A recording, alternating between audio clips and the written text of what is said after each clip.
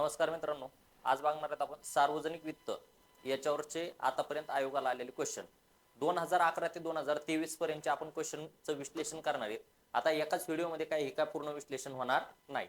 मग याचे आपल्याला 3-4 व्हिडिओ करावं लागणार आहे. त्या 3-4 व्हिडिओमध्ये आपण काय करणार आहेत 2011 ते 2021 च्या क्वेश्चन पेपरचे म्हणजे इकॉनॉमीचे सर्वच क्वेश्चन पेपर म्हणजे दारिद्र्य असेल, बेरोजगारी सर्व टॉपिकवरचे आपण काय करणार आहेत क्वेश्चन पेपरचं विश्लेषण आपण व्हिडिओच्या माध्यमातून आणायला लागलो.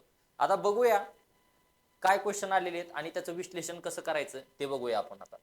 आता सार्वजनिक पहिलाच क्वेश्चन असा आहे आणि संयुक्त गट क पूर्व परीक्षा नोव्हेंबर 2022 चा क्वेश्चन आहे आणि त्यांनी काय विचारले, सार्वजनिक आयव्ययाचा खालीलपैकी कोणता विभाग आहे असा क्वेश्चन विचारलेला आहे. कोणता विभाग आहे म्हणजे सार्वजनिक वित्त, सार्वजनिक आय आणि व्यय, आय फॉर इन्कम आणि व्यय फॉर खर्च. म्हणजे सार्वजनिक वित्त या शब्दाचा अर्थ काय, सार्वजनिक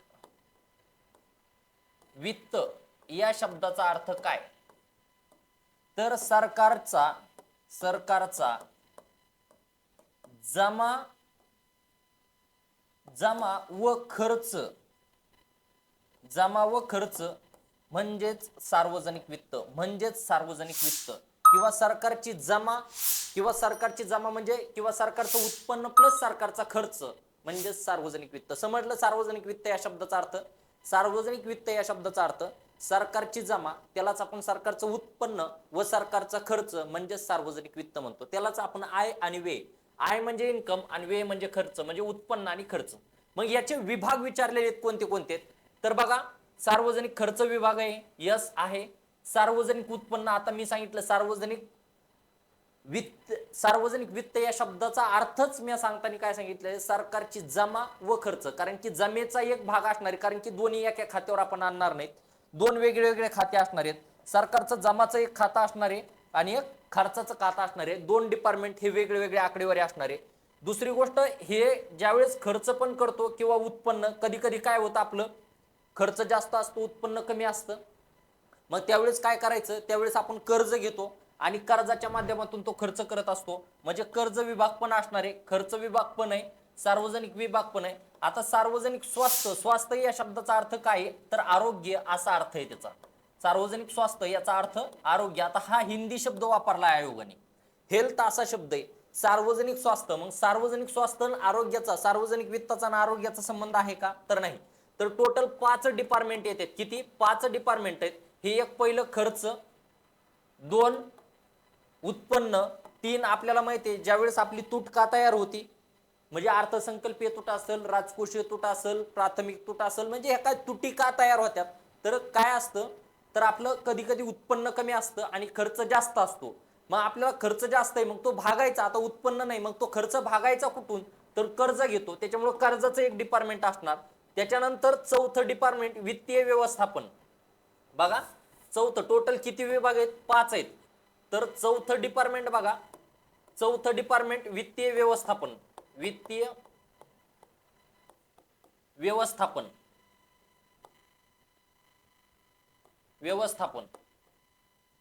आलं लक्षात. आणि 5वं डिपार्टमेंट आहे राजकोषीय धोरण.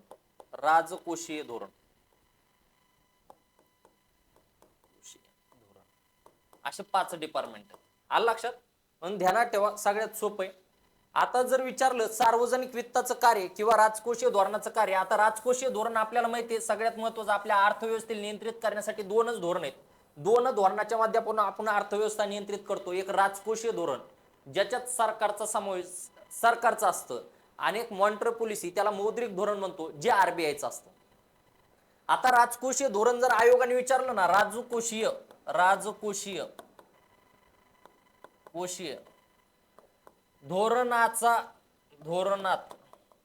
धोरणात खालीलपैकी कोणते साधन आहेत, राजकोषीय धोरणाचे कोणते साधन आहेत,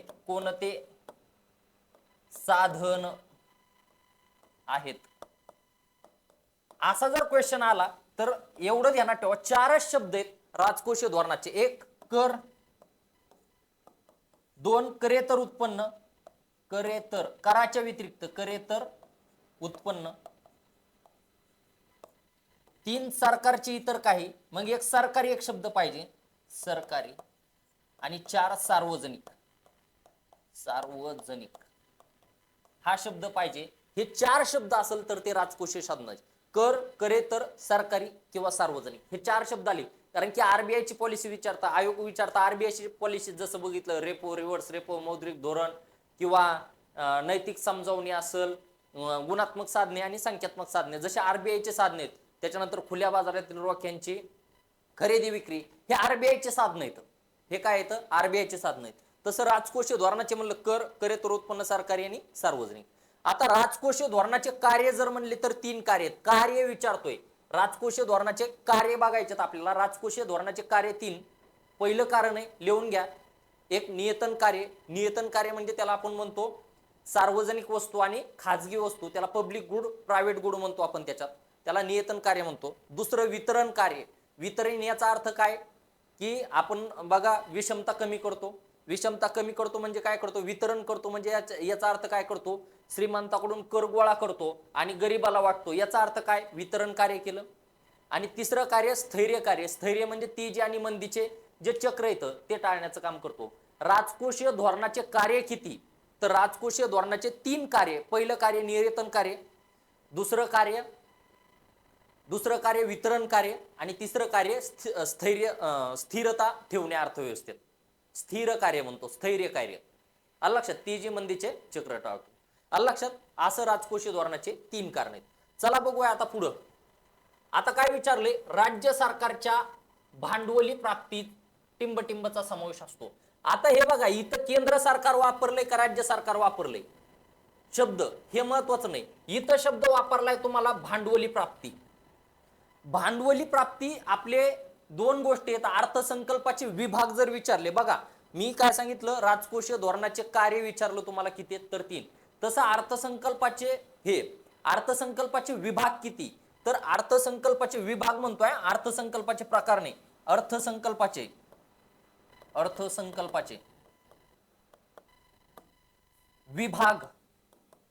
विभाग दोन आहेत मित्रांनो. विभाग दोन. पहिलं एक महसुली विभाग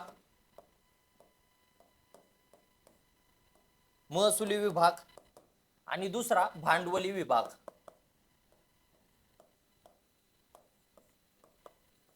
अर्थसंकल्पाचे विभाग विचारलं, विभाग म्हणलं तर दोन. अर्थसंकल्पाचे प्रकार म्हणलं तर तीन. अर्थसंकल्पाचे प्रकार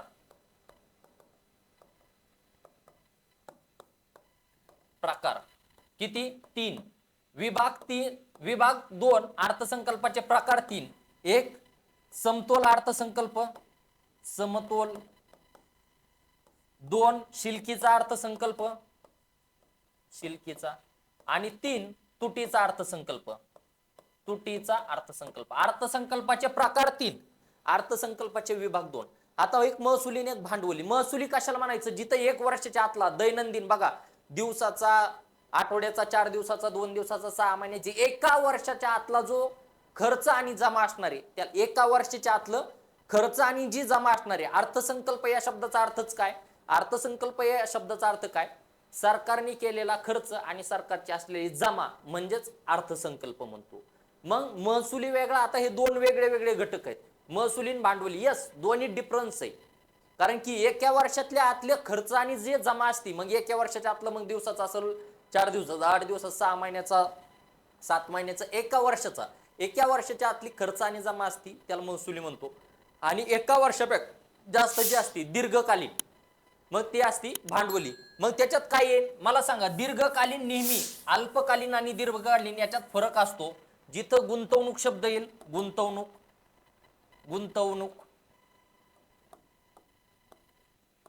त्याच्यानंतर विकास. बघा दीर्घकालीन शब्द म्हणजे अल्पकालीन मध्ये कधीच येऊ शकत नाहीत ते. म्हणजे ते जर पर्यायात असले तर तो 100% आणि 100% दीर्घकालीनचा भाग आहे, तो अल्पकालीनचा भाग नाही. याचा अर्थ तो भांडवलीचा भाग आहे, तो महसुलीचा भाग येणार नाही. गुंतवणूक हा भांडवलीचा भाग आहे, तो दीर्घकालीन आहे. विकास एका दिवसात नसतो होत. विकास हा शब्द आला तर तो सुद्धा तुमचा दीर्घकालीनचा भाग आहे. शाश्वत हा शब्द आला तुमचा दीर्घकालीनचा भाग आहे.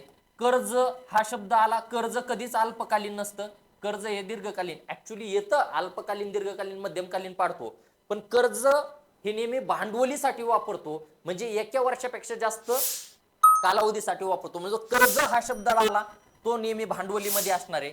त्याच्यानंतर मदत ही शब्द आला तर ही सुद्धा तुम्ही भांडवली. एवढे शब्द आले की ते भांडवली आणि दीर्घकालीन मध्ये जाणार. गुंतवणूक, विकास, शाश्वत, कर्ज, मदत हे शब्द आले की ते दीर्घकालीन मध्ये जाणार, भांडवली मध्ये जाणार. बघू आता भांडवली बाबतीत विचारले, कर्ज आला शब्द, यस कर्ज आहे म्हणजे तो भांडवली प्राप्तीचा भाग असला पाहिजे. केंद्र सरकारकडून उचल घेणे याचा अर्थ केंद्र सरकारकडून मदत किंवा कर्ज घेणे. आलं लक्षात? मदत हा शब्द कशात आला? भांडवलीमध्ये आला. लोकांची अल्प बचत व भविष्य निर्वाह निधी, यस अल्प बचत त्याला इतर देणी, त्याला सार्वजनिक लोकलेखे म्हणतो बघा. सार्वजनिक लोकलेखे, लोकलेखे त्यालाच दुसरा शब्द इतर देणी, इतर देणी असा शब्द आहे बघा. सार्वजनिक लोकलेखे किंवा इतर देणी, त्याच्यात मग लोकांच्या अल्प बचती, भविष्य निर्वाह निधी, KVP. आलं लक्षात? म्हणजे असे जे घटक येणार आहेत हे सगळे तुमचे सार्वजनिक लोकलेखे, त्याला किंवा त्यालाच इतर देणी म्हणतो. आणि त्याच्यानंतर केंद्र सरकारकडून जीएसटीचा वाटा. आता मित्रांनो हे शब्द आता जसे गुंतवणूक, विकास, शाश्वत, कर्ज, मदत, आलं लक्षात? हे शब्द कशात टाकले आपण? भांडवलीमध्ये टाकले. कशात टाकले? भांडवलीमध्ये. तसे मी तुम्हाला सांगतो, कर,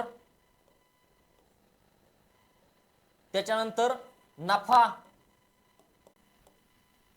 त्याच्यानंतर लाभांश, त्याच्यानंतर व्याज. जिथं बघा आता कर तुम्हाला दर महिन्याला भरावा लागतो. नफा 8 दिवसाचा रोजचा, तुम्ही म्हणता रोजचा माझा नफा 1000 रुपये. मी तुम्हाला सांगितलं एका वर्षाच्या आतला हे घटक आले, एका वर्षाच्या आतले. मग रोजचा असेल, आठवड्याचा असेल, 4 दिवसाचा असेल, 6 दिवसाचा असेल, महिन्याचा, 6 महिन्याचा, 7 महिन्याचा. मग नफा, लाभांश, नफ्याचाच एक भाग म्हणजे लाभांश असतो. म्हणजे आपल्याला माहिती आहे जर 6 जणांनी कंपनीमध्ये गुंतवणूक केलेली असेल, 6 जणांनी शेअर खरेदी केलेले, तर ते 6 जणांनी शेअर खरेदी केलेले असतात. मग त्या शेअर मधून जो नफा भेटतो तो कंपनीचा असतो आणि तो नफा 6 जणांमध्ये ज्यावेळेस वाटतो त्याला आपण लाभांश म्हणतो. म्हणून नफ्याचाच एक प्रकार हा लाभांश असतो. त्याच्यानंतर व्याज. आता तुम्ही म्हणता दर महिने 5 रुपये टक्क्यांनी व्याज, म्हणजे दर महिन्याला असतं व्याज. म्हणून व्याज हा शब्द कशात असणार तुमचा? कशात असणार तुमचा? महसुलीमध्ये असणार. त्याच्यानंतर अनुदान, अनुदान हे सुद्धा महसुलीमध्ये येतात. अनुदान ते बघू आपण पुढं. हे शब्द आले. आता कर कोणता? मग कर 2 प्रकारचे, एक प्रत्यक्ष आणि एक अप्रत्यक्ष. अरे प्रत्यक्ष असू किंवा अप्रत्यक्ष असू, मी कर हा शब्द वापरलाय.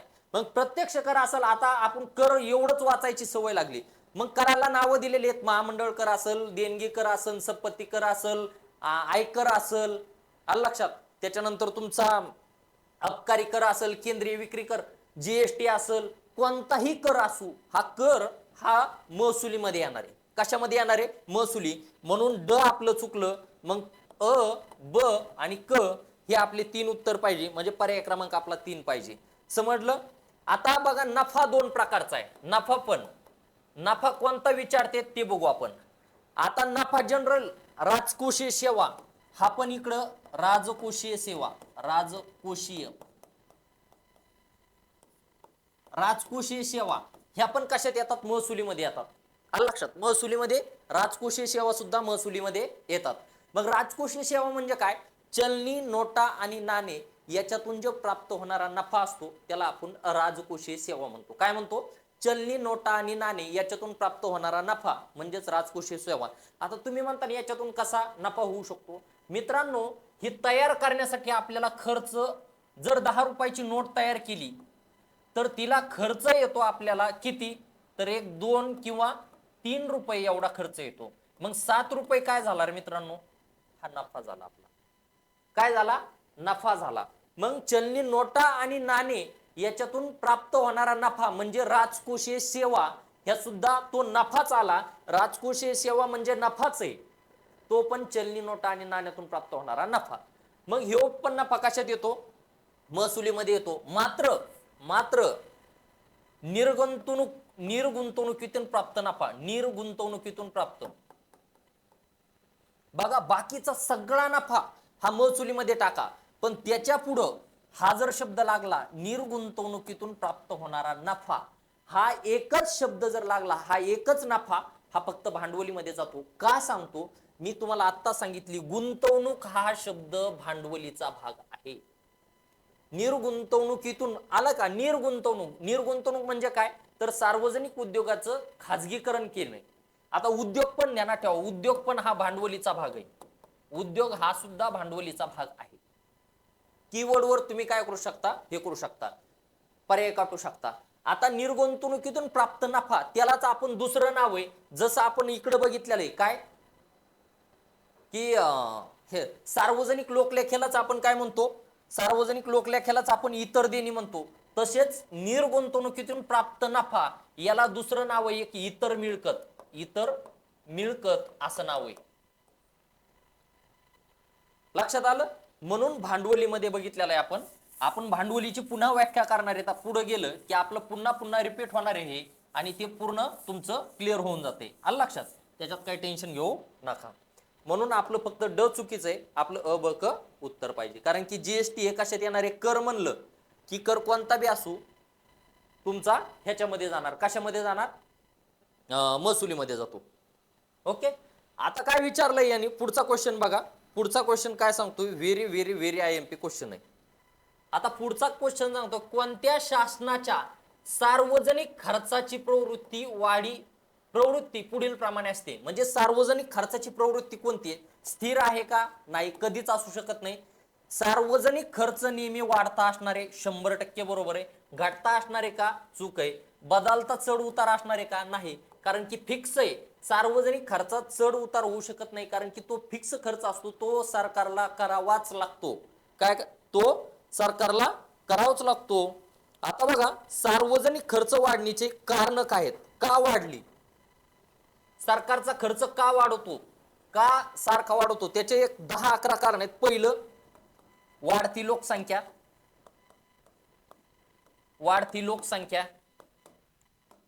दुसरं, संरक्षणावरचा संरक्षण खर्च. तिसरं, वाढते शहरीकरण.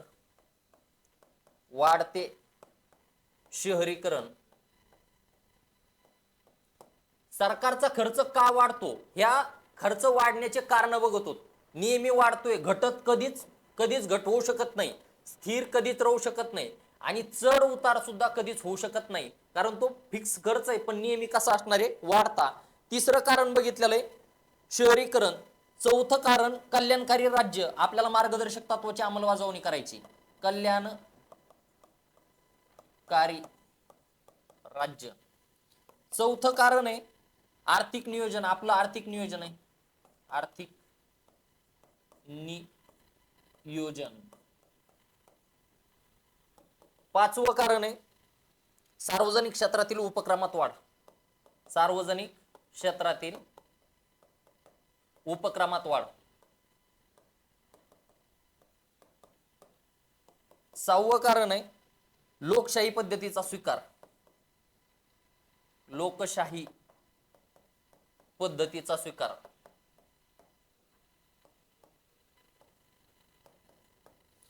चौथं, अंतर्गत शांतता व सुव्यवस्था, अंतर्गत शांतता व सुव्यवस्था. त्याच्यानंतर बघा,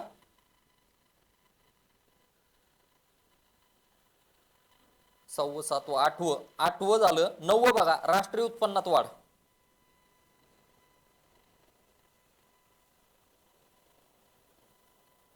राष्ट्रीय उत्पन्नात वाढ, राष्ट्रीय उत्पन्नात वाढ, राष्ट्रीय उत्पन्नात वाढ. 10वं बघा, वाढता प्रशासकीय खर्च, वाढता प्रशासकीय खर्च.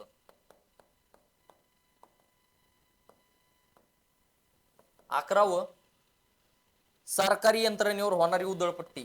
सरकारी हे मंत्री संत्री खासदार आमदार पंतप्रधान यांच्यावर जे खर्च होतो त्यो मोदीला बघितलेला आहे, दिवसाचा 1-2 कोटी रुपये खर्च आहे मोदीवर. सरकारी यंत्रणेवर होणारी उधळपट्टी,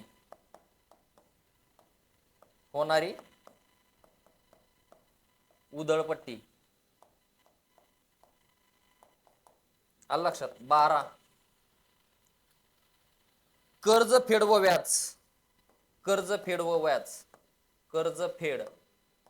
व्याज, आलं लक्षात, व्याज. 13 किंमत पातळीतील वाढ,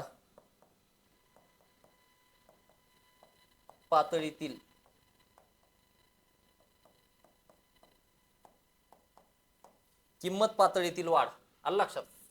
त्याच्यानंतर 14 मंदी विरोधी उपाययोजना.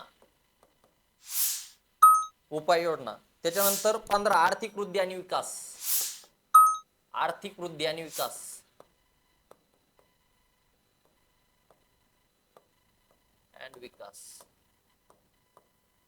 वृद्धी आणि विकास हा 15 झाला. 16 अर्थसहाय्यावर मोठा खर्च,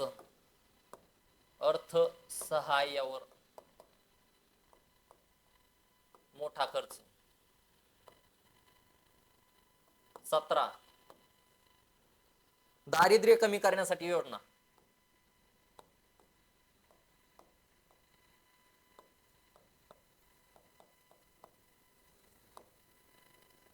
दारिद्र्य कमी करण्यासाठी योजना. 18 ग्रामीण विकास,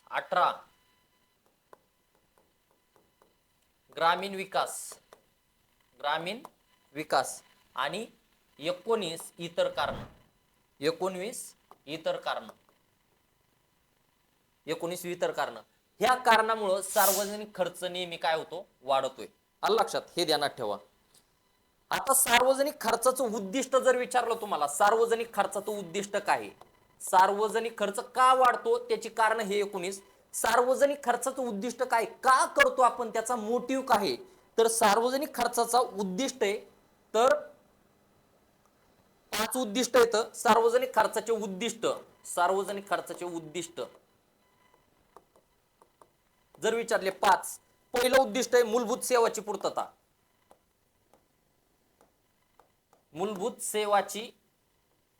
पूर्तता करणे. 2 दुसरं कारण आहे कल्याणकारी योजना.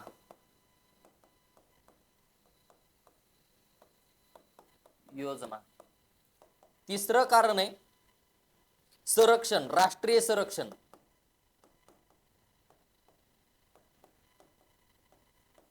चौथं कारण आहे प्रशासन व्यवस्थेवरील खर्च, प्रशासन व्यवस्थे स्थैर्य.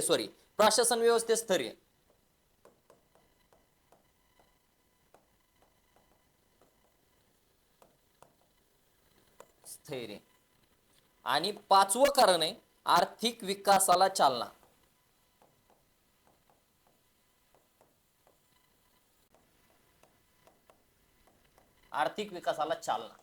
हे 5 उद्दिष्ट 5 आहेत. सार्वजनिक खर्च वाढतो का, तर ते 19 कारण बघितले आणि उद्दिष्ट म्हणलं की 5. पहिलं काय, मूलभूत सेवाची पूर्तता. दुसरं कल्याणकारी योजनांवर खर्च. तिसरं राष्ट्रीय संरक्षण. चौथं प्रशासन व्यवस्थेत स्थैर्य.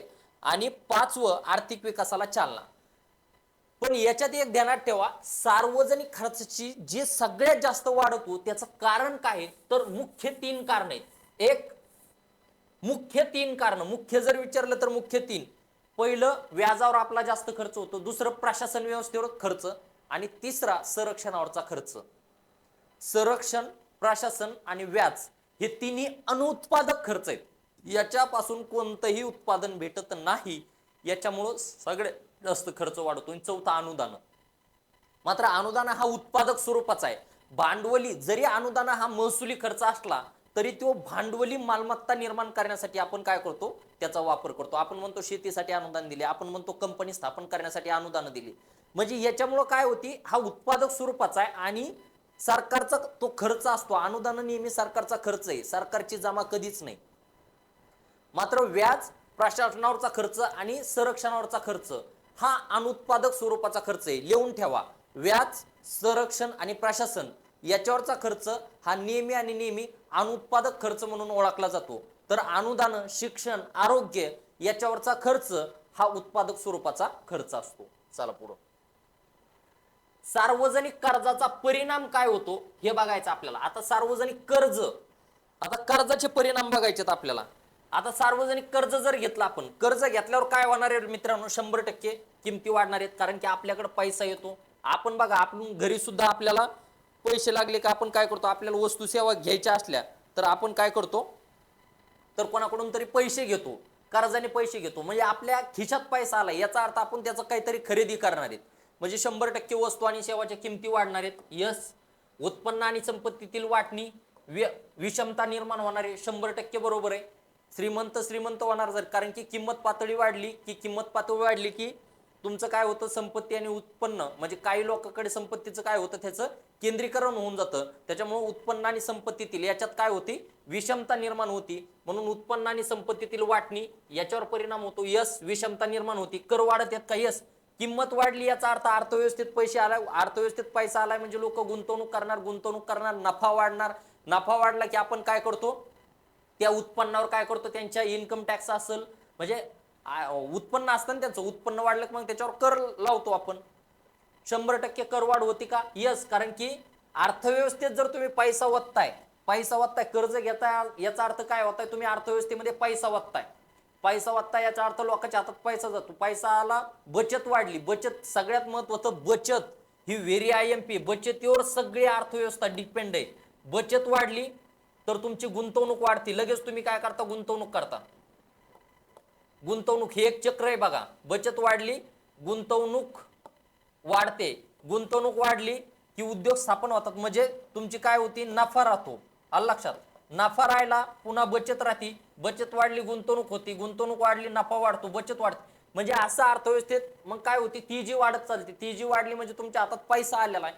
पैसा आलेले तुमचे कर वाढणार, किंमत पातळीत, उत्पन्न संपत्तीमध्ये विषमता निर्माण होणार आहे. हे नेहमी लक्षात ठेवा. बचत ही सगळ्यात महत्वाची. बचतीवर सगळी तुमची अर्थव्यवस्था आहे. जेवढी बचत जास्त तेवढी गुंतवणूक जास्त, तेवढा नफा जास्त, तेवढं उत्पन्न जास्त, आणि तेवढी किंमत पातळी सुद्धा तुमची काय होणार आहे, वाढणार आहे अर्थव्यवस्थेतील.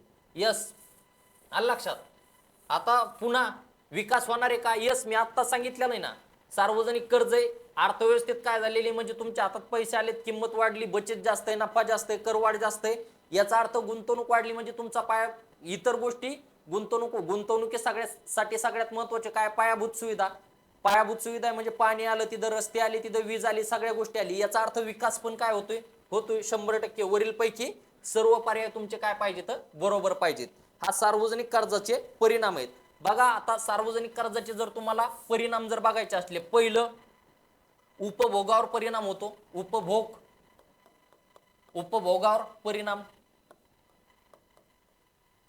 उपभोगावर परिणाम. दुसरा परिणाम खाजगी गुंतवणुकीवर. बघा, खाजगी हा शब्द लय महत्वाचा आहे. खाजगी गुंतवणुकीवर परिणाम. खाजगी गुंतवणूक हा शब्द वापरलाय, खाजगी, सार्वजनिक नाही. खाजगी गुंतवणुकीची डायरेक्ट संरचनाच बदलती. तुम्हाला माहितीये, जे पैसा आला, तुम्हाला मी सांगितलं, बचत वाढली, गुंतवणूक वाढली, नफा वाढला, किमती, अर्थव्यवस्थेत किमती वाढल्या, आणि लोक काय करतात, जे विकासाच्या गोष्टी त्याच्याकडून चैनीच्या गोष्टी, लक्झरियस वस्तूकडे काय होतो त्यांचा.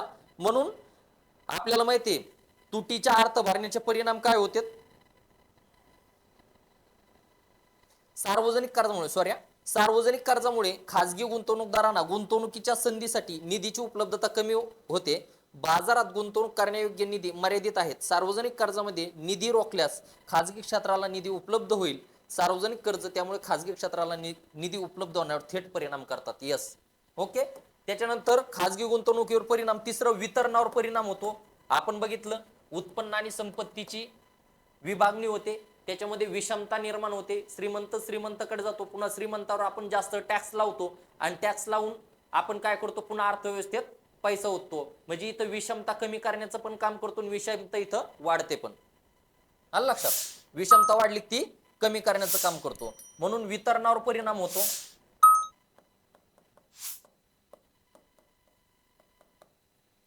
चौथं उत्पादनावर परिणाम,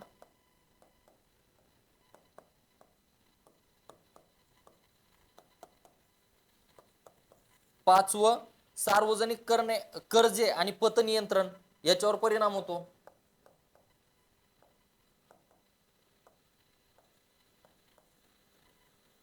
व पतनियंत्रण याच्यावर परिणाम होतो. चौथं, पाचवं, सहावं उत्पादन खर्चावर परिणाम,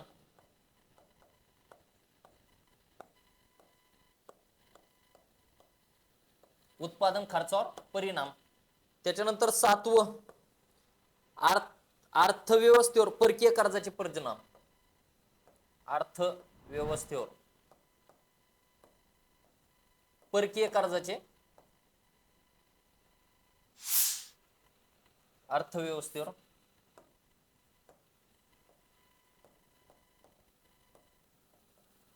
परकीय कर्जाचे परिणाम.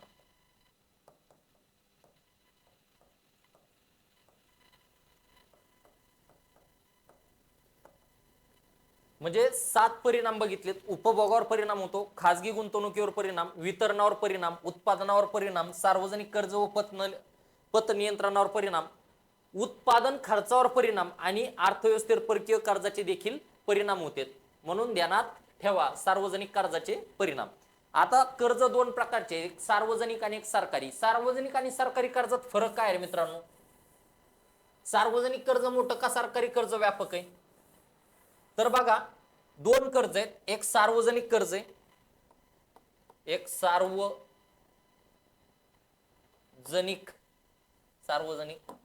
कर्ज आणि एक सरकारी कर्ज. आता सार्वजनिक कर्जात काय येतं? अंतर्गत प्लस बहिर्गत कर्ज. बहिर्गत म्हणजे परकीय सरकार असेल, वित्तीय आंतरराष्ट्रीय वित्तीय संस्था असेल म्हणजे IMF, वर्ल्ड बँक यांच्याकडून घेतलेलं, किंवा एखाद्या देशाकडून घेतलेलं कर्ज असेल, एखाद्या व्यक्तीकडून घेतलेलं कर्ज. बहिर्गत सगळं आलं. भारताच्या बाहेरून जे व्यक्तीकडून, संस्थाकडून, देशाकडून, कोणाकडून बी घेऊ, बहिर्गत कर्ज त्याच्यामध्ये आलं. अंतर्गत मग आपल्या अंतर्गत वित्तीय संस्था असेल, अंतर्गत व्यक्ती असतील त्यांच्याकडून घेतलेलं कर्ज. आणि सरकारी कर्ज याच्यात सार्वजनिक कर्ज प्लस इतर देणी यांचा समावेश होतो. याला आपण सरकारी. इतर देणी म्हणजे सार्वजनिक लोकलेखे. इतर देणी या शब्दाचाच अर्थ काय? सार्वजनिक लोकलेखे. म्हणजे आपण बघितलं ना, हे इथं लोकांची अल्प बचत, भविष्य निर्वाह निधी, KVP, NSC हे जे असतंय त्यालाच आपण काय म्हणतो? सार्वजनिक लोकलेखे. त्यालाच आपण काय म्हणतो? इतर देणी म्हणतो. म्हणून सरकारी कर्जामध्ये सार्वजनिक कर्ज म्हणजे हे पण येतं प्लस इतर देणी येतं. इतर देणी सार्वजनिक कर्जामध्ये येत नाही. इतर देणी सार्वजनिक कर्जामध्ये येत नसून इतर देणी ही सरकारी कर्जामध्ये येते. म्हणून सरकारी कर्ज हे व्यापक आहे, कारण की सार्वजनिक कर्जाचा पण त्याच्यात समावेश होतो प्लस इतर देणीचा सुद्धा त्याच्यामध्ये समावेश होतो. आलं लक्षात? चला पुढे. आता राजकोषीय तूट. राजकोषीय तूट हा शब्द एकच डोक्यात पाहिजे. राजकोषीय तूट म्हणजे कर्ज प्लस इतर देणी म्हणजेच राजकोषीय तूट. राजकोषीय तूट कशावर तयार होती? अर्थसंकल्पीय तूट. राजकोषीय तुटीलाच दुसरं नाव, कर्जाला युनिक नाव. प्रत्येकाला, मला एक राहुल नाव आहे, प्रत्येकाला कोणाला अजय नाव आहे, कोणाला महेश नाव आहे, वेगवेगळे नाव आहे, कोणाला किरण नाव आहे. आलं लक्षात? प्रत्येक आहे, दीपक आहे, किरण आहे, वेगवेगळे नाव दिलेले. तसे राजकोषीय तुटीला आपण, कर्जाला आपण एक नाव दिलं राजकोषीय. कर्जावर व्याज असतं त्याला आपण म्हणतो प्राथमिक तूट. म्हणजे हे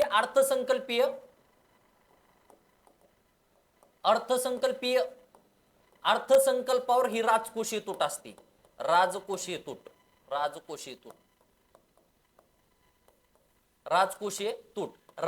तुटीवर तुमची प्राथमिक तूट तयार होती. प्राथमिक, कारण की कर्ज फुकट भेटतं का रे मित्रांनो? कर्ज फुकट भेटत नाही, त्याला व्याज द्यावं लागतं आणि व्याजाला युनिक नाव आहे प्राथमिक तूट. आता राजकोषीय तूट हा शब्द विचारलेला आहे. राजकोषीय तूट म्हणजे काय? कशावर तयार झाली? तर अर्थसंकल्पावर आपली ही राजकोषीय तूट तयार झाली. म्हणजे अर्थसंकल्पीय ह्याच्यामधून आपण काय करणार? कर्ज प्लस इतर देणी वजा करतो, त्यालाच आपण राजकोषीय तूट म्हणतो. कर्ज हा शब्द डोक्यात ठेवायचा. राजकोषीय तूट हा शब्द आला की कर्ज, कारण की सगळ्यात वर अर्थसंकल्प असतो. अर्थसंकल्प म्हणजे जमा आणि सरकारचा खर्च, सरकारने केलेला खर्च आणि सरकारची जमा म्हणजे सरकारचा, म्हणजे सरकारनं अर्थसंकल्प म्हणजे एकूण खर्च प्लस एकूण जमा. एकूण ह्या शब्दाचा अर्थ काय रे मित्रांनो? एकूण या शब्दाचा अर्थ काय? एकूण या शब्दाचा अर्थ असा असतो महसुली प्लस भांडवली, महसुली प्लस भांडवली हा शब्द त्याचा अर्थ असतो. त्याला म्हणतो एकूण खर्च प्लस एकूण जमा. एकूण खर्च प्लस एकूण जमा म्हणजे सरकारचा अर्थसंकल्प असतो. मग एकूण खर्च आणि एकूण जमा, जर आता काय झालं, सरकारचा एकूण खर्च हा जास्त झाला आणि एकूण जमा ही कमी झाली, याचा अर्थ सरकारचा खर्च झाला 15 रुपये आणि जमा झाली 10 रुपये, याचा अर्थ 5 रुपये सरकारचा तूट झाली. सरकारची तूट झाली म्हणजे सरकारने हे 5 रुपये आणले कुठून? हे सरकारने 5 रुपये आणले म्हणजे हे कर्ज घेतलं आणि कर्जातून हे सरकारने काय केलं? भरून काढलं. मग राजकोषीय तूट आपल्याला म्हणते सरकारवर कर्ज निर्माण करणारी जमा म्हणतो. सरकारचं इथं जे संसाधन पोकळी निर्माण करते ही राजकोषीय तूटच आहे. राजकोषीय तूट सरकारला हे 5 रुपये भविष्यात द्यावाच लागतात, यस द्यावा लागतात. हे 5 रुपये सरकारला फुकट भेटत नाहीत, त्याच्यावर व्याज द्यावं लागतं. व्याज हे 5 रुपये म्हणजे काय? कर्ज. कर्ज म्हणजेच काय? राजकोषीय तूट. हे 5 रुपये कशावर तयार झालेत? हे अर्थसंकल्पावर तयार झालेत. हे व्याज कशावर तयार झालंय? राजकोषीय तुटीवर. आलं लक्षात? मग हे अशा प्रकारे एकामेकातून वजा करणार आपण. अर्थसंकल्पीय तुटीतून राजकोषीय तूट वजा करणार, म्हणजे कर्ज व इतर देणी वजा करणार. पुन्हा त्याच्यातून व्याज वजा करणार. व्याज फुकट भेटत नाही, कर्ज फुकट भेटत नाही, त्याला व्याज द्यावं लागतं. मग व्याज कशातून वजा करणार? तर ते आपण राजकोषीय तुटीतून व्याज वजा करणार. मग व्याजाला नाव काय दिलं तर आपण? प्राथमिक तूट. ओके, अशा प्रकारे हे असतं. मग आपल्याला राजकोषीय तूट म्हणजे काय असा शब्द वापरलाय. आता इथं फक्त बघा, इथं काय विचारलंय? महसुली प्राप्ती प्लस भांडवली प्राप्ती मायनस एकूण खर्च. याचा अर्थ काय झाला? हे अर्थसंकल्पीय तूट झाली. अंदाजपत्रकीय तूट प्लस आलं की इथं कर्ज आणि इतर. कर्ज हा राजकोषीय तूट शब्द दिसला की मी वाक्यात फक्त कर्ज आणि इतर देणी चेक करणार, इतर काहीही चेक करत नाही. राजकोषीय तूट हा शब्द विचारला, आयोगाचा दिसला, राजकोषीय तूट म्हणजे काय? राजकोषीय तूट म्हणलं की आपला पहिल्या डोक्यात आलं पाहिजे कर्ज व इतर देणी म्हणजेच राजकोषीय तूट. कर्ज व इतर देणी म्हणजेच राजकोषीय तूट. आणि ती कशावर तयार होती? तर अर्थसंकल्पीय तुटीवर तयार होती. हे अंदाजपत्रकीय तूट. अर्थसंकल्पीय तुटीलाच आपण अंदाजपत्रकीय तूट म्हणतो. संपला विषय. भांडवली प्राप्ती मायनस भांडवली खर्च, याचा अर्थ भांडवली विचारले, फक्त भांडवलीचाच विचार करायचा, याचा अर्थ भांडवली तूट झाली. भांडवली तूट. इथं महसुली येणार आहे का? नाही. महसुली आणि भांडवली वेगळी कन्सेप्ट आहे. इथं भांडवली विचारलंय, भांडवलीचाच विचार करायचा. एकूण मध्ये येणार का? ते एकूण मध्ये पण येऊ शकत नाही, कारण की एकूण या शब्दाचा अर्थ महसुली पण आला आणि भांडवली पण आला, त्याच्यामुळे एकूण मध्ये. महसुली प्राप्ती मायनस महसुली खर्च, इथं फक्त महसुली विचारलाय, याचा अर्थ महसुली तूट. महसुली तूट आलं लक्षात? आणि याचा अर्थ ही अंदाजपत्रकीय तूट. अंदाजपत्रकीय तूट आलं लक्षात? मग आपला फक्त पर्याय क्रमांक ब बरोबर पाहिजे, पर्याय क्रमांक 3 नंबर पाहिजे आपला. आलं लक्षात? तुम्हाला आता भांडवली अर्थसंकल्प विचारलंयच काय मित्रांनो? भांडवली याचा फक्त भांडवलीच येणार. भांडवली अर्थसंकल्पात फक्त भांडवलीच येणार. तिथं महसुलीचा विचार करायचा नाही किंवा अर्थसंकल्पाचा विचार करायचा नाही, कारण की अर्थसंकल्पाचे 2 वेगळे भाग आहेत. एक महसुली भाग असतो आणि एक भांडवली भाग असतो. मग तुम्हाला विचारतानाच त्यांनी भांडवली विचारले, खाली पर्यायात फक्त भांडवलीचाच विचार केला पाहिजे. म्हणजे भांडवली अर्थसंकल्प विचारला तर फक्त भांडवली खर्च प्लस भांडवली जमा म्हणजेच भांडवली अर्थसंकल्प. भांडवली तूट विचारली तर भांडवली खर्च मायनस भांडवली जमा इज इक्वल टू भांडवली. आता तुम्हाला महसुली अर्थसंकल्प विचारला तर खाली फक्त महसुली अर्थसंकल्पाचाच विचार करायचा. विचारलंय काय? महसुली अर्थसंकल्प म्हणजे महसुली खर्च प्लस महसुली जमा म्हणजेच महसुली अर्थसंकल्प. तुम्हाला महसुली तूट विचारली तर खाली फक्त महसुली तुटीचाच विचार करा, म्हणजे महसुली खर्च मायनस भांडवली जमा इज इक्वल टू महसुली तूट. राजकोषीय तूट हा शब्द आला की पर्यायात फक्त कर्ज आणि इतर देणी कुठे एवढं चेक करायचं, कर्ज व इतर देणी. मग ती कशातून वजा करतो किंवा कशामध्ये असते ती, तर अंदाजपत्रकावर तयार झालेली असती, त्यालाच अर्थसंकल्पावर तयार झालेली असते. प्राथमिक तूट हा शब्द आला की प्राथमिक तूट हा शब्द आला की एकच तुमच्या डोक्यात आलं पाहिजे, व्याज देय, म्हणजे व्याज देणं, व्याज देयता. व्याज देयता म्हणजेच प्राथमिक तूट. ही कशावर तयार झाली, व्याज देयतालाच नाव काय दिलं, प्राथमिक तूट.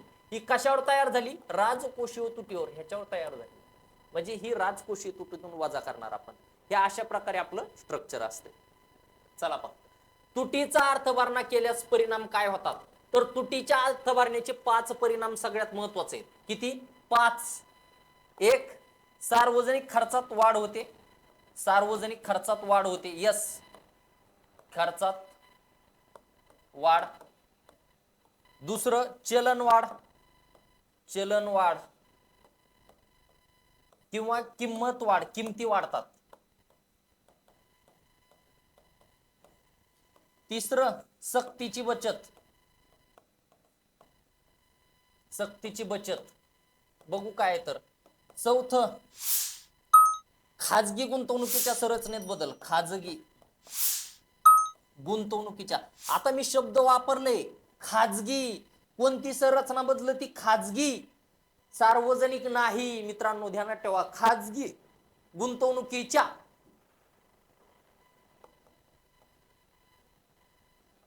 नुकीच्या संरचनेत बदल.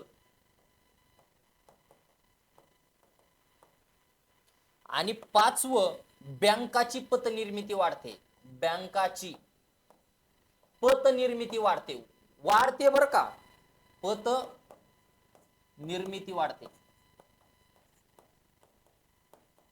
कशी वाढते बघू.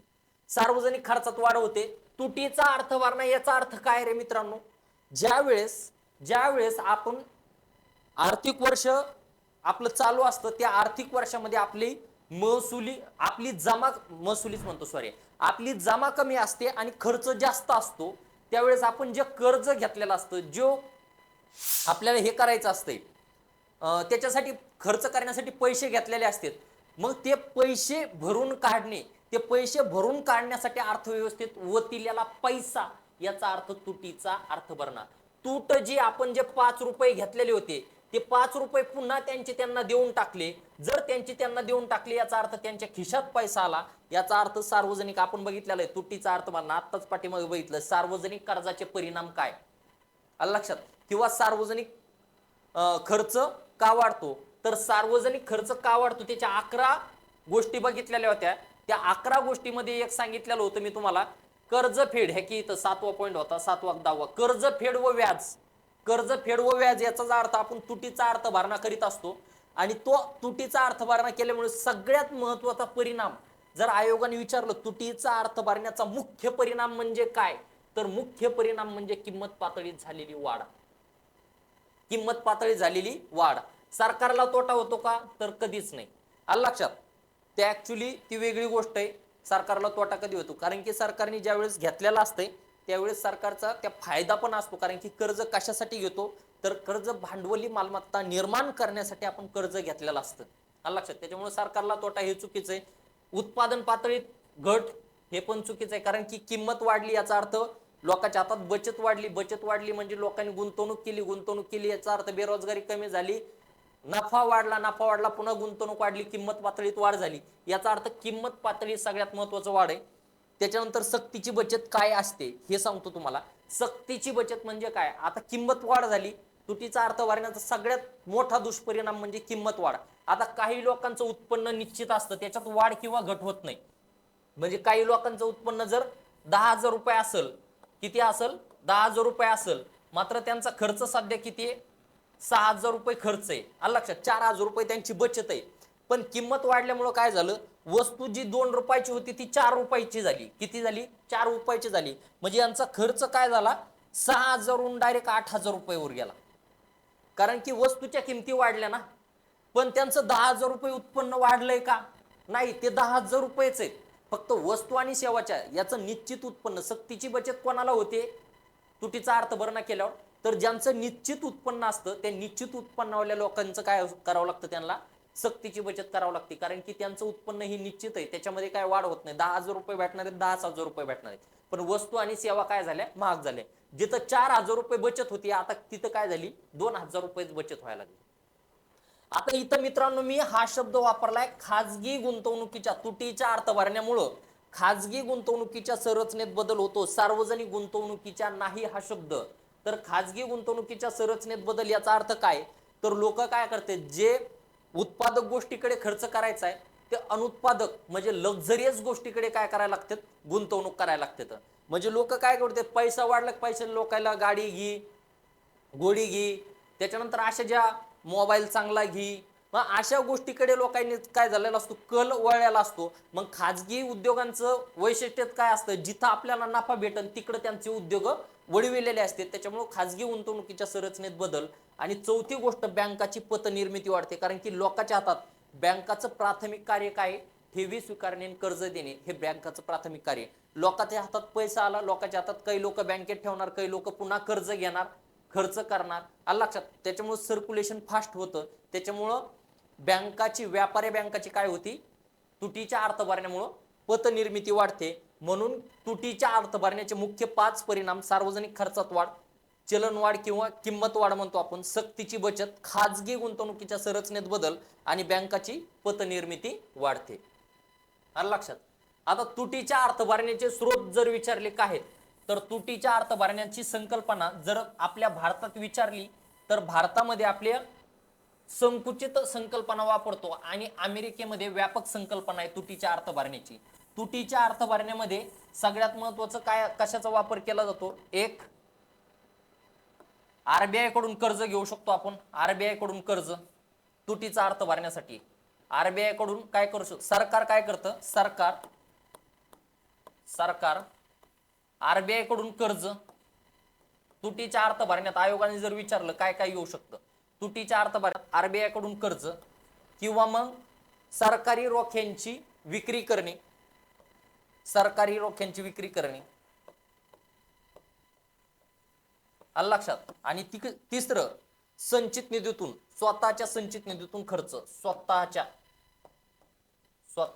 संचित निधीतून खर्च, संचित निधीतून खर्च, हे तुटीच्या अर्थभारण्याचे स्रोत आहेत, तुटीच्या अर्थभारण्याचे स्रोत, आलं लक्षात. आरबीआय कडून बघा, आरबीआय कडून कर्ज घेऊ शकतो,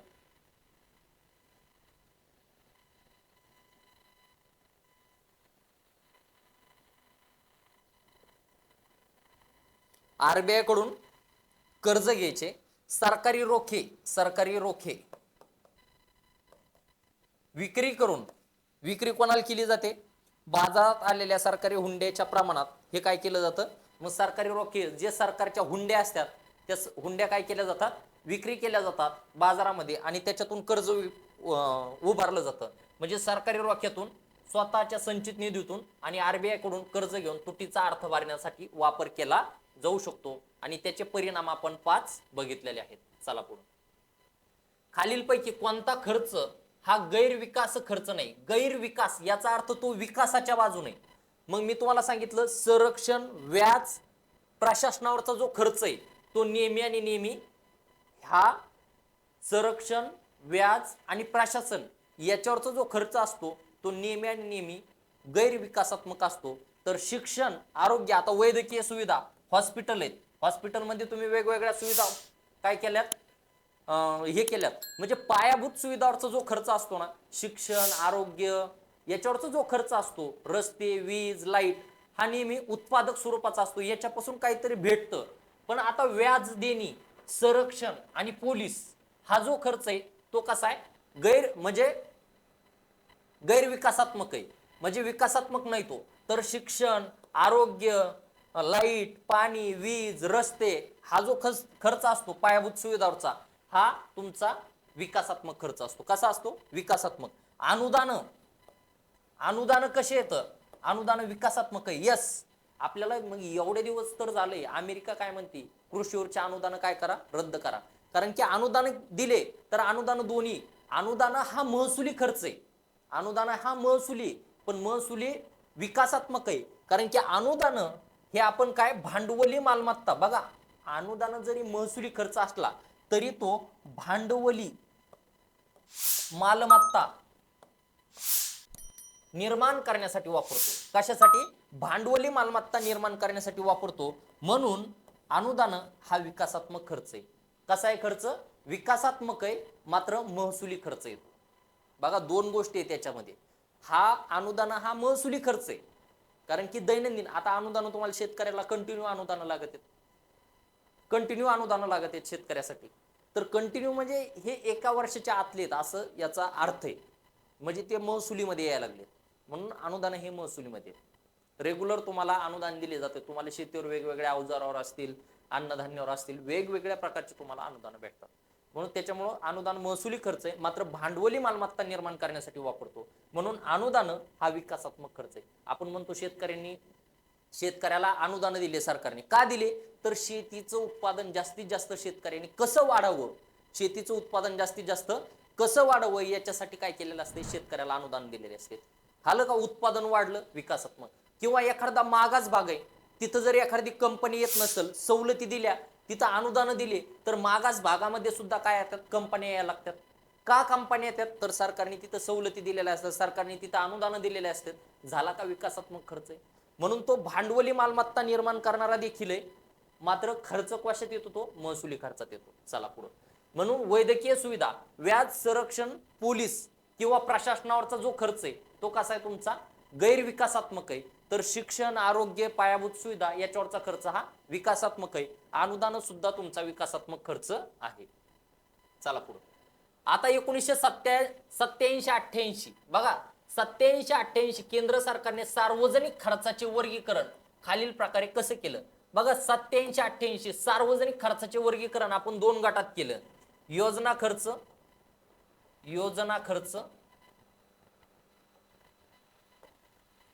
अँड गैरयोजना खर्च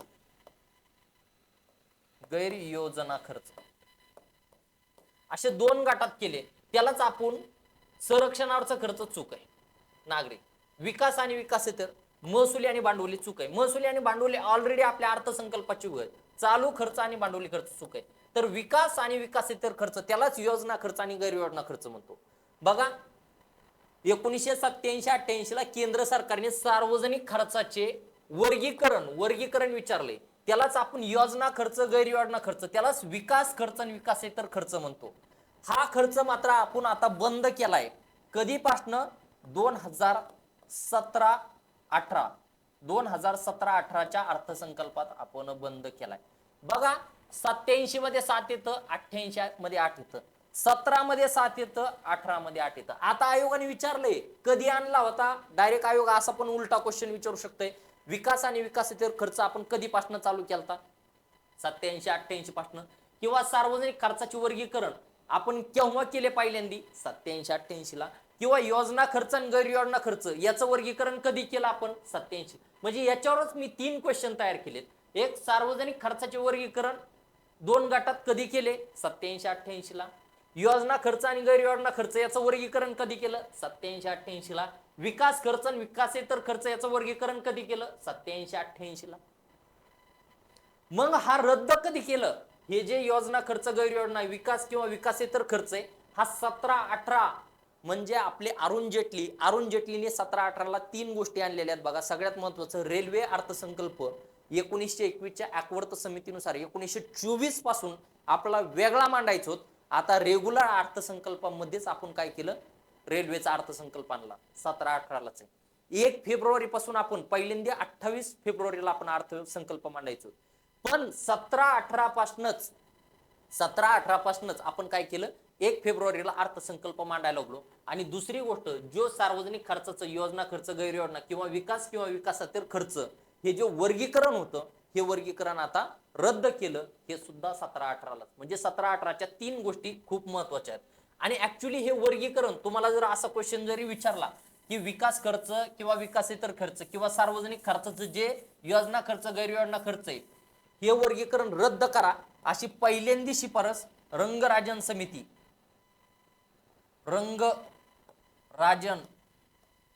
समितीने शिफारस केली. की हे योजना खर्च, विकास खर्च, गैरविकास खर्च रद्द करा. आणि 10व्या वित्त आयोगाने, 10वा वित्त आयोग यांनी सुद्धा शिफारस केलेली होती की हा जो सार्वजनिक खर्चाचं वर्गीकरण आहे, विकास खर्च, विकासोत्तर योजना, तर योजना आणि गैरयोजना, हे काय करा, रद्द करा. रंगराजन समितीने पण सांगितलं होतं, 10व्या वित्त आयोगाने पण सांगितलं होतं. पण हे 17-18 रद्द केलं. बघा याच्यात पण 87 मध्ये 7 आला, 88 मध्ये 8 आला, शेवटला 17 मध्ये 7 आला, 18 मध्ये 8 आला. म्हणजे तुम्हाला लक्षात ठेवायला जरी तसं नाही राहिलं तरी ह्या पद्धतीने लक्षात ठेवू शकता. समजलं? अरुण जेटली त्यावेळेस कोण होते? अर्थमंत्री होते. आणि त्यांनी हे काय केलं? रद्द केले. सार्वजनिक कर्जाचे मार्ग कोणते आहेत असं विचारले. कोणत्या मार्गाने आपण सार्वजनिक कर्ज घेऊ शकतो? मार्ग कोणते विचारले. बाजार कर्ज यस आहे, कर्ज रोखे यस आहे, राजकोषीय हुंड्या यस आहे, तात्पुरती उचल यस आहे. आपण पाठीमागच बघितलेलं आहे ना, हे बघा इथं राज्य सरकारने कर्ज, पहिलाच क्वेश्चन मला वाटतंय. हे बघा, केंद्र सरकारकडून उचल घेणे याचा अर्थ मदत घेणे. आलं लक्षात? राज्य सरकारचे मी तुम्हाला कर्ज सांगितलेलं आहे, तिथं पण आपण बघितलेलं आहे. मी तुम्हाला इथं सांगताना सांगितलेलं आहे भांडवली प्राप्तीचा भाग आहे. इथं काय विचारलेलं आहे हे घेणं देणं नाही तुम्हाला, राज्य सरकारचं का केंद्र सरकारचं. आलं लक्षात? त्याचे मार्ग बघायचे होते. इकडं मार्ग सांगितलेला आहे, इकडं मार्ग विचारलाय. राजकोषीय हुंड्या म्हणतो तर हुंड्या आहेत, बरोबर आहे. आपण आत्ताच मी तुम्हाला सांगितलेलं आहे ना, ही इथं पाठीमागं सुद्धा कुठंतरी सांगितलेलं होतं बघा.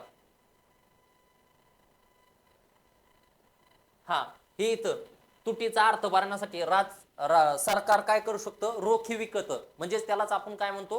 हुंड्या देखील म्हणतो आपण त्यांना. आलं लक्षात?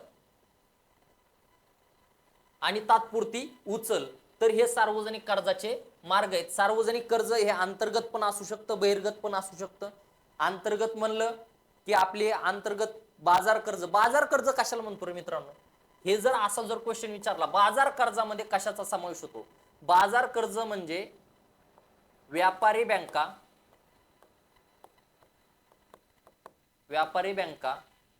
प्लस जनता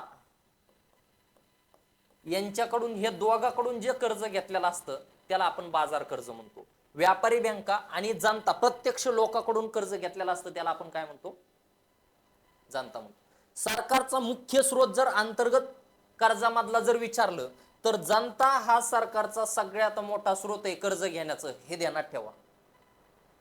जनता हा सरकारचा सगळ्यात मुख्य स्रोत आहे. अंतर्गत कर्ज सगळ्यात मुख्य स्रोत जर विचारला, सरकारला कर्ज देणारा अंतर्गत स्रोतामधला मुख्य स्रोत कोणता, तर जनता हा मुख्य स्रोत आहे. कारण की त्यांना काय केलं जातं? ह्या हुंड्या दिल्या जातात. हे कर्ज रोखे हे काय करतं? सरकार जनतेला विकितं आणि त्याच्या माध्यमातून जनता सरकारला पैसा देत असते. बघा, हे जे कर्ज रोखे असतात, सरकारी रोखे म्हणतो, रोख राखीव खुल्या बाजारातील रोख्यांची खरेदी विक्री, ही कोण करतं? हे आरबीआयचं साधन आहे.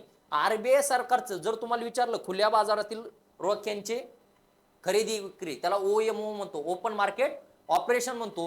हे ओपन मार्केट ऑपरेशन किंवा खुल्या बाजारातील रोख्यांची खरेदी विक्री, हे रोखे आरबीआयचे नसतात, मात्र हे आरबीआयचं साधन आहे. आरबीआय याचा वापर करते. मात्र हे रोखे हे सरकारचे जरी असले तरी आरबीआयच्या साधनांतर्गत येतात आणि ते जनतेला दिले जातात. जनता सरकारला कर्ज देते. का? तर शाश्वत आहे, त्याला हमी असती. कारण की लोकांना भीती नाही, सरकारने हमी दिलेली असती, सरकारला ते घ्यावाच लागते.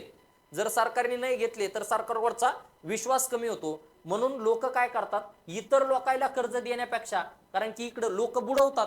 आपल्याला माहिती आहे, आपणच कधी कधी एखाद्याचे पैसे घेतले भरपूर आहेत, आपण कोणाला तरी दिलेले असते, त्याने आपली बुडवलेली असतात, किंवा आपल्याला कुणीतरी दिलेले असते, आपण त्याची बुडवलेले असतात. ह्याची गॅरंटी आहे का? नाही. पण सरकार गॅरंटी असते, त्या रोख्यांना हमी असती. त्याच्यामुळे लोकांना पण त्याची भीती नसते. म्हणून लोकांकडे जर जास्त पैसा असला की लोक काय करतात? ते रोखे विकत घेतात. म्हणून सरकारचा मुख्य स्रोत आहे जनता हा कर्ज उभारण्याचा अंतर्गत. बहिर्गत संस्था, मग बहिर्गत एखादं सरकार असेल, बहिर्गत कर्जामध्ये सरकार असेल, वित्तीय संस्था असेल, देशाकडून घेतलेला असेल, कोणतंही जे बाहेरून जे पैसा आलेला असेल, मग ते मदतीच्या स्वरूपात आलेला असेल, त्याला आपण काय म्हणतो? बहिर्गत कर्ज म्हणतो. मग हे कर्जाचे मार्ग येतात. आलं लक्षात? तात्पुरती उचल असेल, कर्ज, मदत, हे सगळे जे पैसा घेतलेला असतो, आलं लक्षात, तात्पुरती उचल म्हणजे मदत असेल, कर्ज रोखे, हुंड्या, राजकोषीय बाजार, म्हणजे वरील पैकी सर्व हे सार्वजनिक कर्जाचे मार्ग आहेत. सार्वजनिक कर्जाचे परिणाम पाठीमागच होईल. आता मी तुम्हाला सांगितलं राजकोषीय तूट आणि वर्षभरावरील व्याज भरणा. व्याजाला काय नाव दिलं तर मित्रांनो मी? प्राथमिक तूट. प्राथमिक तूट. व्याजाला काय नाव दिलेलं आहे आपण? प्राथमिक तूट. कर्ज व इतर देणी. कर्ज व इतर देणी. इतर देणी याला काय नाव दिलेलं आहे आपण? राजकोषीय तूट. राजकोषीय. पण इथं व्याज भरणा विचारलंय. व्याज भरणा या शब्दाचा अर्थ काय? कारण की कर्ज फुकट भेटतं का? हे कर्ज कशावर आहे? कर्ज म्हणजे अर्थसंकल्पीय तूट. अर्थसंकल्पीय तूट. अर्थसंकल्पीय तुटीवर कर्ज तयार होतं. म्हणजे राजकोषीय तूट कशावर तयार झाली? अर्थसंकल्पीयवर. आता कर्ज फुकट भेटतं का? नाही, त्याच्यावर व्याज असतं. व्याज कशावर तयार झालं रे? हे राजकोषीय तूट. म्हणजे प्राथमिक तूट या फरकाला काय म्हणतो असं विचारलंय. मग आपण वित्तीय तूट म्हणणार का? वित्तीय तुटीचाच दुसरा अर्थ राजकोषीय तूट. त्यालाच इंग्लिश मध्ये फिस्कल डेफिसिट म्हणतो. Fiscal deficit. वित्तीय तुटीलाच दुसरं नाव आहे राजकोषीय तूट. वित्तीय तुटीचं दुसरं नाव आहे राजकोषीय तूट. त्याला दोन्हीला इंग्लिश मध्ये एकच नाव आहे, फिस्कल डेफिसिट. अंदाजपत्रकीय तूट म्हणजे काय? तर एकूण खर्च मायनस एकूण जमा म्हणजेच अर्थसंकल्पीय तूट. मग महसुली तूट म्हणजे काय? मी तुम्हाला सांगितलं महसुली तुटीत फक्त महसुली हा शब्द पाहिजे. महसुली तूट म्हणजे महसुली खर्च मायनस महसुली जमा, त्याला महसुली तूट म्हणतो. महसुली खर्च मायनस महसुली जमा म्हणजे महसुली तूट. आता इथं फरक विचारला, याचा अर्थ व्याज हा शब्द आलाय. व्याज हा शब्द दिसला की तुम्हाला प्राथमिक तूट हा शब्द दिसला पाहिजे. मी तुम्हाला सांगितलं कर्ज व इतर देणी हा शब्द दिसला की तुम्हाला राजकोषीय तूट, त्यालाच वित्तीय तूट म्हणतो आपण, हा शब्द दिसला पाहिजे. महसुली तूट म्हणजे महसुली खर्च मायनस महसुली जमा म्हणजे महसुली तूट. भांडवली तूट म्हणजे भांडवली खर्च मायनस. तुम्हाला भांडवली विचारलं ना, भांडवलीचाच विचार करा, बाकी कोणते शब्द आले नाही पाहिजे पर्यायामध्ये. महसुली हा शब्द दिसला ना, महसुली तूट शब्द विचारला ना, महसुलीचाच विचार करा. आता तुम्ही म्हणता महसुली तूट झालं, पण प्रभावी महसुली तूट हा काही? प्रभावी महसुली तूट. महसुली तूट. मग ही प्रभावी काय? प्रभावी या शब्दाचा अर्थ अनुदान. अनुदान वजा करणे. अनुदान. महसुली तुटीतून अनुदान वजा करा. तुमचं बघा, कर्ज व इतर देणी वजा केली, तुमची राजकोषीय तूट भेटते, त्यालाच तुम्ही वित्तीय तूट म्हणता. कर्ज व व्याज हा शब्द दिसला, तुम्ही प्राथमिक तूट. तुम्हाला अनुदान हा शब्द दिसला, त्याला प्रभावी महसुली तूट. प्रभावी महसुली तूट. महसुली तुटीतून काय करायचे? अनुदान वजा करणे, त्यालाच प्रभावी महसुली तूट म्हणतो. अनुदान नेहमी प्रभाव टाकतात. अनुदान काय करतात? प्रभाव टाकतात, म्हणून प्रभावी महसुली तूट. चला पुढे. महाराष्ट्र शासनाने टिंबटिंब या वर्षापासून लिंग अभाव आधारित अर्थसंकल्पाची पद्धत स्वीकारली. लिंग अभाव या शब्दाचा अर्थ महिलाबद्दल बोलतोय. काय बोलतोय? महिलाबद्दल. Gender budget. जेंडर बजेट फक्त महिलाबद्दल बोलतोय. व्यक्ती या शब्दात काय आलं? पुरुष आलं, महिला आलं. पण लिंग, जेंडर बजेट म्हणलं की फक्त महिलाचा संबंध आला पाहिजे तिथं, पुरुषांचा नाही आला पाहिजे, व्यक्तीचा नाही आला पाहिजे. व्यक्ती या शब्दात पुरुष आला, महिला आला, बालक आला, वृद्ध आले, सगळे आले. जनता या शब्दात जनता म्हणलं की महिला आली, पुरुष आली. लिंग आधारित अर्थसंकल्प म्हणलं फक्त महिलाचा. आता लिंग आधारित अर्थसंकल्पाची पद्धत कधी स्वीकारली असा क्वेश्चन विचारलेला आहे. कुणी? महाराष्ट्राने लिंग आधारित. तर महाराष्ट्राने 2013 ला आपला लिंग आधारित अर्थसंकल्प आणलेला आहे. पहिला अर्थसंकल्प 2004-5 या वर्षी ओडिसा या राज्याने आणलेला आहे. ओडिसा. बघा, पहिल्यांदा स्वीकार कुणी केलाय लिंग आधारित अर्थसंकल्पाचा? तर पहिल्यांदा स्वीकार केलेला आहे ओडिसा या राज्याने पहिला स्वीकार केलेला आहे. बघा, लिंग आधारित अर्थसंकल्पाचा कोणत्या राज्याने स्वीकार केलेला आहे पहिला? तर ओडिसा या राज्याने लिंग आधारित अर्थसंकल्पाचा पहिला स्वीकार केलेला आहे. बघा, 4-5 ला पहिल्यांदा ओडिसा राज्यानं, त्याच्यानंतर 5-6 त्रिपुरा. बघा, 5-6 2005 आणि 6 जर म्हणलं की त्रिपुरा, त्याच्यानंतर युपी 2005-6, हा पण 2005-6लाच आहे. 2005-6ला त्रिपुरा आणि युपी म्हणजे उत्तर प्रदेश. कर्नाटक म्हणलं की 6-7, 2006-7, 2006-7 कर्नाटक. 2006-7लाच पुन्हा गुजरात.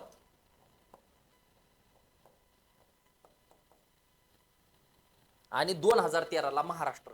याचा अर्थ बघा, 2004-5ला पहिल्यांदा ओडिसा या राज्याने काय केलेला आहे, लिंग आधारित अर्थसंकल्प स्वीकारला. 2006-7ला 2 राज्यांनी त्रिपुरा आणि युपी. 2005-6ला त्रिपुरा आणि युपी. 2006-7ला कर्नाटक आणि गुजरात. आता आयोग काय विचारीन, खालीलपैकी आतापर्यंत कोणत्या कोणत्या राज्याने लिंग आधारित अर्थसंकल्पाची पद्धत स्वीकारलेली आहे. बघा, आतापर्यंत किती राज्य आहेत, जसं आयोगाने आतापर्यंत विचारलंय. FRBM ऍक्ट स्वीकारणारे राज्य कोणते? FRBM ऍक्ट 2003चा आहे, आपल्याला माहिती आहे. आणि 5 जुलै 2004ला त्याची अंमलबजावणी चालू झाली. FRBM ऍक्ट बघितलेला आहे आपण. कोणते? खालचे 3 राज्य. म्हणजे पहिल्यांदा FRBM ऍक्ट स्वीकारणारं पहिलं राज्य कर्नाटक, दुसरं तमिळनाडू, तिसरं त्याच्यानंतर मग केरळ पण आहे, नंतर महाराष्ट्र, युपी आणि पंजाब. म्हणजे आतापर्यंत एवढ्या राज्यांनी FRBM ऍक्ट स्वीकारलेला आहे. तसं लिंग आधारित अर्थसंकल्पाची पद्धत स्वीकारणारे राज्य कोणते, असा आयोग क्वेश्चन विचारू शकतोय. सर्वप्रथम ओडिसा या राज्यानं, त्याच्यानंतर त्रिपुरा आहे, युपी, कर्नाटक, गुजरात आणि महाराष्ट्र. म्हणजे असे टोटल 6 राज्य येतं. किती? 6. मग 2-2चे गट पाडू शकता तुम्ही. 2-2चे कोणते? आता 5-6ला युपी आणि त्रिपुराने स्वीकारलेले, 6-7ला कर्नाटक आणि गुजरात, 4-5ला ओडिसा आणि त्याच्यानंतर महाराष्ट्र. किंवा जवळजवळचे राज्य पण लक्षात ठेवू शकता. बघा, इथं महाराष्ट्र इथं जवळच आहे, नंतर इथं कर्नाटक 2 नंबरला, त्याच्यानंतरला इकडे लगेच ओडिसा, हे झाले 3. इथं युपी आणि गुजरात शेजारी येतात. युपी आणि गुजरात राहिली, इकडं फक्त त्रिपुरा. म्हणजे टोटल आतापर्यंत किती राज्यांनी तुमचं अर्थसंकल्प स्वीकारलेला आहे, तर हे 3 आणि 3 6 राज्य असे आहेत की त्यांनी लिंग आधारित अर्थसंकल्पाची पद्धत स्वीकारली. त्याच्यापैकी महाराष्ट्राने 2013ला काय केलेलं आहे, स्वीकारलेला आहे. ओके. आता अंदाजपत्रकीय, आता विचारतानाच अंदाजपत्रकीय विचारलेले. आता अंदाजपत्रकीय तूट म्हणजे काय, असा क्वेश्चन विचारलेला आहे. अंदाजपत्रकीय तूट म्हणजे काय, असा क्वेश्चन आहे. मग इथं बघा, महसुली प्राप्ती, महसुली खर्च, इथं फक्त महसुली. अंदाजपत्रक या शब्दाचा अर्थ काय, तर त्याच्यात एकूण खर्च आणि एकूण जमा म्हणजेच काय असणार आहे, तुमचा अंदाजपत्रकीय तूट असणार आहे. काय असणार आहे? एकूण खर्च आणि एकूण जमा. प्राथमिक तूट म्हणजे तुम्हाला माहिती आहे, व्याज वजा केलं की तुमचं प्राथमिक तूट. कर्ज व इतर देणी वजा केली की तुमचं काय असणार आहे, हे भेटतं, राजकोषीय तूट भेटती. आलं लक्षात? म्हणजे एकूण खर्च मायनस एकूण प्राप्ती. कारण की अंदाजपत्रकीयात फक्त महसुलीचा असतो का? अंदाजपत्रक या शब्दामध्ये अर्थसंकल्पाचे 2 भाग आहेत. त्याच्यात महसुली पण आला, भांडवली पण आला. त्याचाच अर्थ त्याला आपण एकूण देखील म्हणतो. आपण काय म्हणतो? एकूण देखील म्हणतो.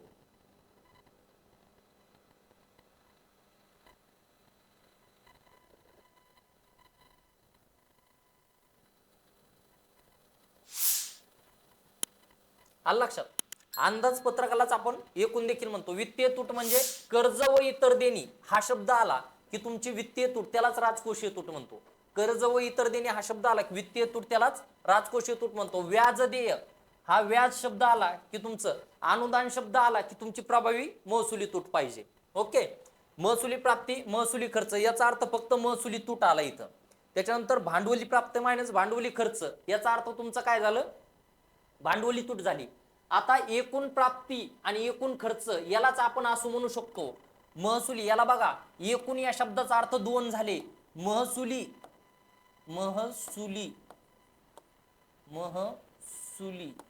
प्लस भांडवली प्राप्ती. महसुली प्लस भांडवली प्राप्ती मायनस, याचा अर्थ असा झाला, महसुली खर्च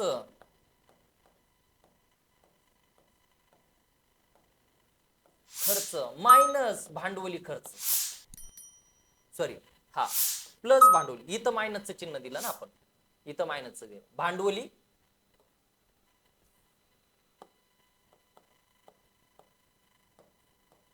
भांडवली खर्च. ह्या एकूण या शब्दात दोन अर्थ दडलेले असतात. एकूण या शब्दाचा अर्थ, एकूण खर्चाचा अर्थ कोणता झाला? एकूण खर्चाचा अर्थ महसुली. कारण की अर्थसंकल्पाचे दोन विभाग आहेत आपले, महसुली आणि भांडवली. महसुली आणि भांडवली. मग अर्थसंकल्प या शब्दाचा अर्थ काय? खर्च करणे आणि जमा असणे.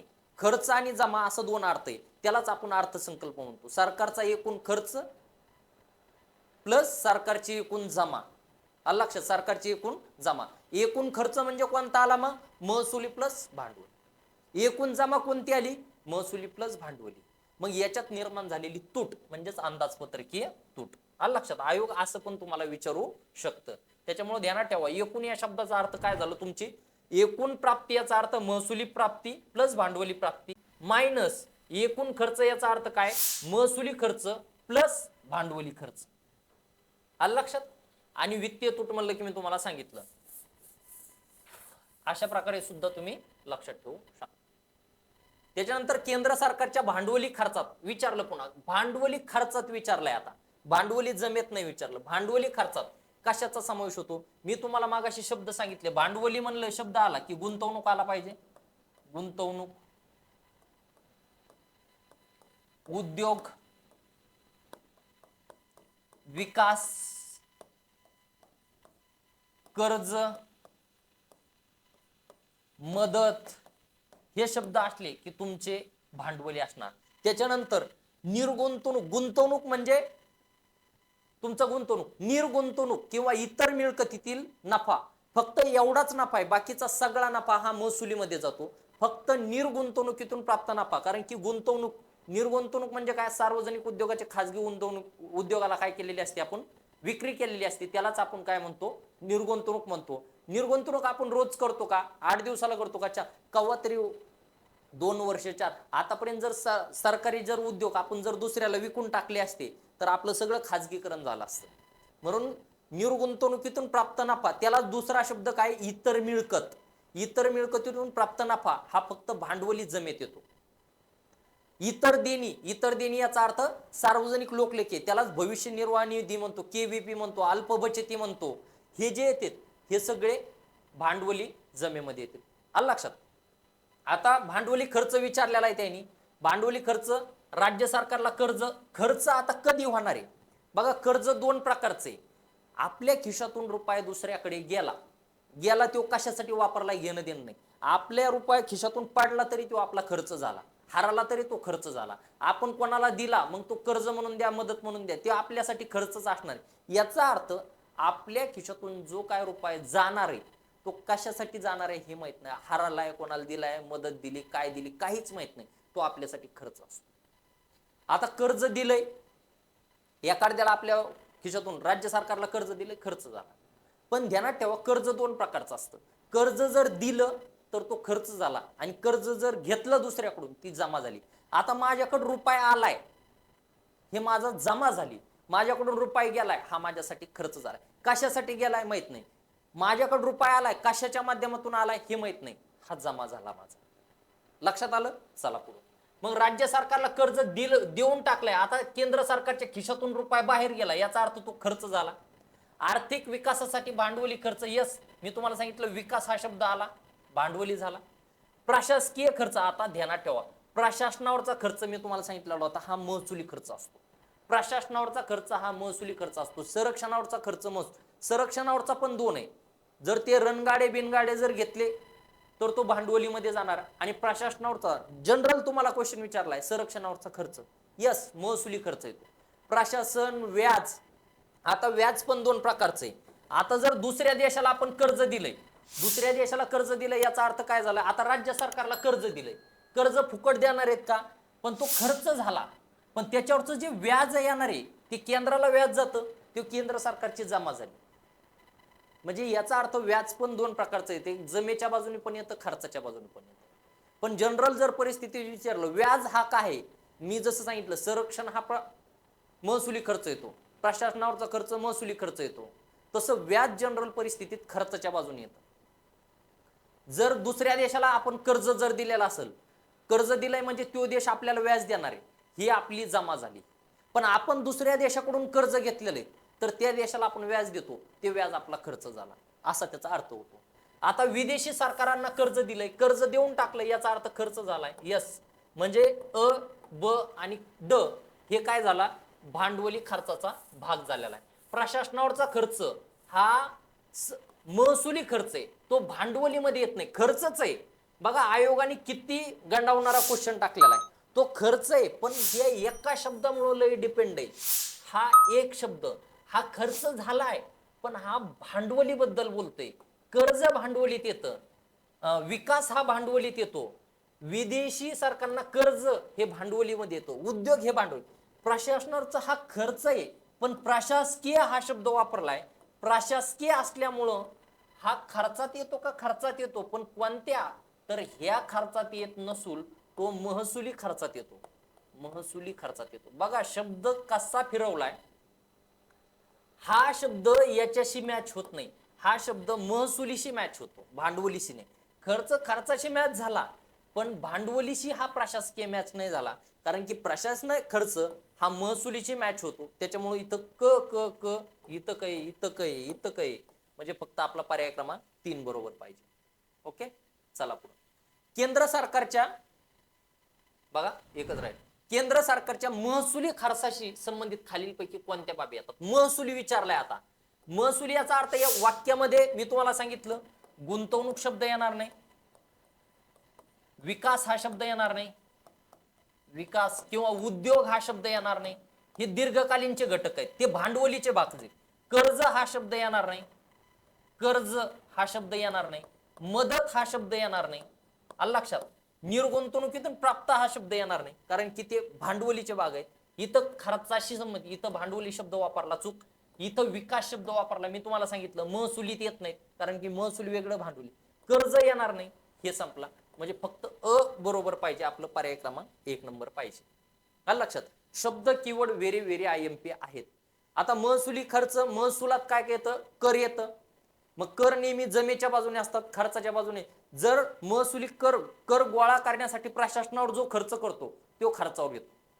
मग तुम्ही म्हणतात चालू कर, पण महसुली खर्चाशी विचारलेले कोणत्या बाबी संबंध येतो, कारण की त्या कर गोळा करण्यासाठी जे प्रशासन वापरतो, त्या प्रशासनावर जो खर्च केलेला असतो तो महसुली खर्च असतो. कर सरकारचं नेहमी जमा असतं, अनुदान हे सरकारचं नेहमी खर्च असतं. अनुदान जमेच्या बाजूने नसतं, कर हे नेहमी जमेच्या बाजूने असतात आणि अनुदान हे नेहमी खर्चाच्या बाजूने असतात. दोन्ही महसुलीच आहेत, फक्त एक जमेच्या बाजूने खर्चाच्या. अनुदान महसुली आहेत का, यस महसुली आहेत. भांडवलीमध्ये अनुदान जात नाही, मात्र भांडवली मालमत्ता निर्माण करण्यासाठी वापरतो, उत्पादक स्वरूपाचे आपले अनुदान आहे. आलं लक्षात. हे अशा प्रकारे आपण काय केलं, आज 20 क्वेश्चनचं विश्लेषण पाहिलेलं आहे आणि एकदम व्यवस्थितपणे पाहिलेलं असेल. आय होप तुम्हाला समजलं असेल, की मी आशा करतो. इथं थांबूया. जय हिंद, जय महाराष्ट्र.